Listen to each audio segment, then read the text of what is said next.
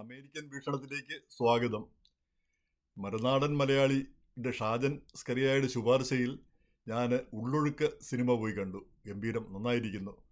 ഈ ഷാജൻ പറഞ്ഞത് കേട്ട് പോകാനുള്ള കാര്യം, ഈ ഷാജൻ ഒരാളെ പറ്റി നല്ലത് പറഞ്ഞാൽ അത് മിക്കവാറും നല്ലതായിരിക്കും. കാരണം അദ്ദേഹം ആരെപ്പറ്റിയെങ്കിലും നല്ലതായിട്ട് പറയുന്നത് നമ്മൾ കേൾക്കാറില്ല. പറയുന്നതല്ല എന്തെങ്കിലും കുറ്റങ്ങളും മോശവും ആയിട്ടുള്ള കാര്യങ്ങളാണ് ചൂണ്ടിക്കാണിക്കാറ്. അപ്പം നല്ലത് പറഞ്ഞാൽ നല്ലതായിരിക്കുമല്ലോ. അപ്പോൾ അതിനൊരു ഏറ്റവും നല്ല ഒരു ഉദാഹരണമായിട്ട് എനിക്ക് തോന്നുന്നത് ഈ യുണൈറ്റഡ് നേഴ്സസ് അസോസിയേഷൻ്റെ ജാസ്മിൻ ഷായെ പറ്റിയാണ്. അപ്പോൾ അദ്ദേഹത്തിനെതിരെ ഭയങ്കരമായ ആരോപണങ്ങളൊക്കെ ഉണ്ട്. പക്ഷേ ഷാജൻ സ്കറിയ ഇങ്ങേരാണ് നേഴ്സുമാരുടെ ഒരു രക്ഷകനും. പിന്നെ ഇങ്ങേരുടെ പേര് ജാസ്മിൻ ഷാ എന്നായതുകൊണ്ട് ഈ ക്രൈസ്തവ മാനേജ്മെൻറ്റിലുള്ള ആശുപത്രിക്കാരൊക്കെ ഇദ്ദേഹത്തിനെതിരെ വർഗീയപരമായിട്ടൊക്കെ ചിന്തിച്ച് ആരോപണങ്ങൾ ഉന്നയിക്കുകയൊക്കെയാണ് ചെയ്തതെന്നും പറഞ്ഞ് ഇദ്ദേഹത്തിന് അനുകൂലമായിട്ട് എഴുതി. അപ്പോൾ അത് അനുകൂലമായിട്ട് സംസാരിക്കുകയോ എഴുതുകയോ എന്തോ ചെയ്തു. അതെനിക്ക് വളരെ ടച്ചിങ് ആയിട്ട് തോന്നി. ജാസ്മിൻ ഷാ ഒരിക്കലും ഇവിടെ വന്നപ്പോൾ ഞാൻ പറയുകയും ചെയ്തു, പിന്നെ ജാസ്മിൻ ഷായെ പറ്റി ഇങ്ങനെ നല്ലത് പറഞ്ഞപ്പം നല്ലതായിരിക്കും, അല്ലാതെ ചീത്തയാണെങ്കിൽ അങ്ങനെ പറയാൻ സാധ്യതയില്ല. അപ്പം എന്തുകൊണ്ടും നമ്മുടെ സാമൂഹ്യ മണ്ഡലത്തിൽ ഒരു സത്യം പറയുന്ന ഒരാളാണ് ഷാജൻ എന്നാണ് എനിക്ക് തോന്നിയിരിക്കുന്നത്. അപ്പോൾ ഈ ഷാജനെ പറ്റി ഇപ്പം ഞാൻ പൊക്കി പറയുന്നതല്ല. ഷാജനെ കേരള പോലീസൊക്കെ വേട്ടയാടാൻ തുടങ്ങുന്ന ഒരു കാലത്ത് നമ്മൾ ഇതേ പങ്ക്തിയിൽ അമേരിക്കൻ വീക്ഷണത്തിൽ തന്നെ നമ്മളൊരു വീഡിയോ ചെയ്യുകയുണ്ടായി. അദ്ദേഹത്തിന് കേസൊക്കെ വരികയാണെങ്കിൽ നമ്മൾ ഇവിടുന്ന് അമേരിക്കൻ മലയാളികൾ പണം പിരിച്ച് അദ്ദേഹത്തിൻ്റെ കേസൊക്കെ ബാധിക്കുമെന്ന്. ആ വീഡിയോ അതിനുശേഷമാണ് അദ്ദേഹത്തിന് പിന്തുണയൊക്കെ ഉണ്ടായത്. അദ്ദേഹത്തിന് പിന്നെ നമ്മുടെ ആരുടെയും പണം പിന്നെ വേണ്ടിയും വന്നില്ല. അദ്ദേഹത്തെ പിന്തുണച്ചുകൊണ്ട് ആദ്യമേ രംഗത്ത് വന്ന ഒരാൾ പിന്നെ ഞാനായിരിക്കുമെന്നാണ് എനിക്ക് തോന്നുന്നത്. എന്തായാലും അതിൻ്റെ ക്രെഡിറ്റ് എടുക്കാനോ അല്ല അത് അദ്ദേഹത്തെ അറിയിച്ച് ഒരു പൊങ്ങച്ചം നേടാനോ നമ്മൾ ആഗ്രഹിച്ചതുമില്ല. അതെന്തുമാകട്ടെ, ഇപ്പം പറഞ്ഞു വന്നത് ഉള്ളൊഴുക്കിൻ്റെ കാര്യമാണ്. അപ്പോൾ ആ സിനിമ കണ്ടു, ഗംഭീരം, അതിഗംഭീരം. അപ്പോൾ ഗംഭീരമായിരിക്കുന്നത് എന്താണ്? സിനിമയാണോ, മൊത്തം സിനിമയാണോ, അതോ ഉർവശി എന്ന നടിയുടെ അഭിനയമാണോ ഏറ്റവും ഗംഭീരമായതെന്ന് എനിക്ക് പറയാൻ പറ്റുന്നില്ല.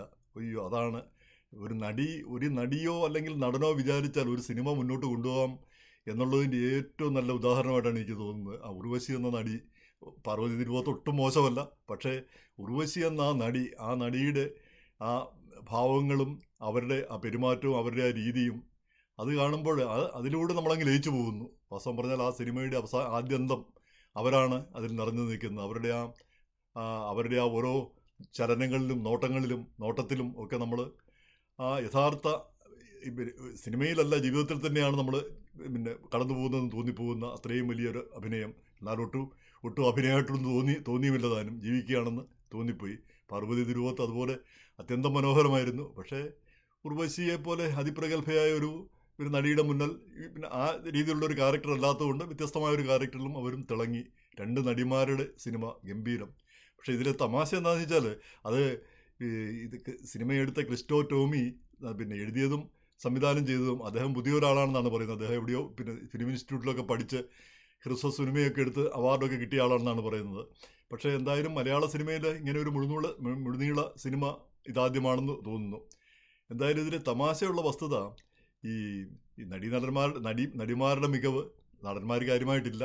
അതിനു പുറമെ ആ ക്യാമറയുടെ മികവും, ആ ക്യാമറ അതിവിശാലമായ കുട്ടനാടിൻ്റെ ആ മനോഹാരിത മുഴുവൻ ഒപ്പിയെടുത്തിരിക്കുന്ന ആ ക്യാമറയിൽ, അത് വലിയ തിയേറ്ററിൽ അത് കാണുകയാണെങ്കിൽ ആ ഒരു ഭാഗത്താണ് നമ്മൾ നോക്കുന്നത്, പിന്നെയും മറ്റേ ഭാഗത്തേക്ക് നമ്മളിങ്ങനെ നോക്കിയോ എന്തൊരു മനോഹരമായിട്ട് തോന്നുന്നു.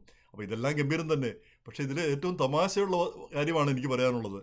അതായത് ഈ കഥയിൽ യാതൊരു പുതുമയുമില്ല.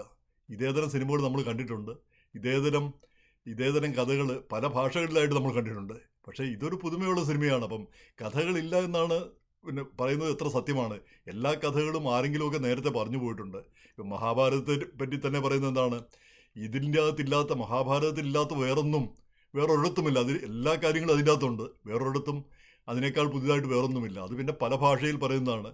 ഇപ്പം ഞാൻ ഓർക്കുന്നുണ്ട്, നന്ദനം സിനിമ കണ്ടിട്ട്, നന്ദനം പിന്നെ നമുക്കറിയാമല്ലോ, അവസാനം കൃഷ്ണനെ ഞാനേ കണ്ടുള്ളൂ എന്ന് പറഞ്ഞ് എല്ലാവരും പിന്നെ പറഞ്ഞുകൊണ്ടിരിക്കുന്നു. ഇപ്പോൾ ഒരു പുതിയ സിനിമയിൽ ഗുരുവായൂർ അമ്പലനടയിൽ അതിനെ അനുകരിച്ചുകൊണ്ട് പറഞ്ഞിരിക്കുന്നത്.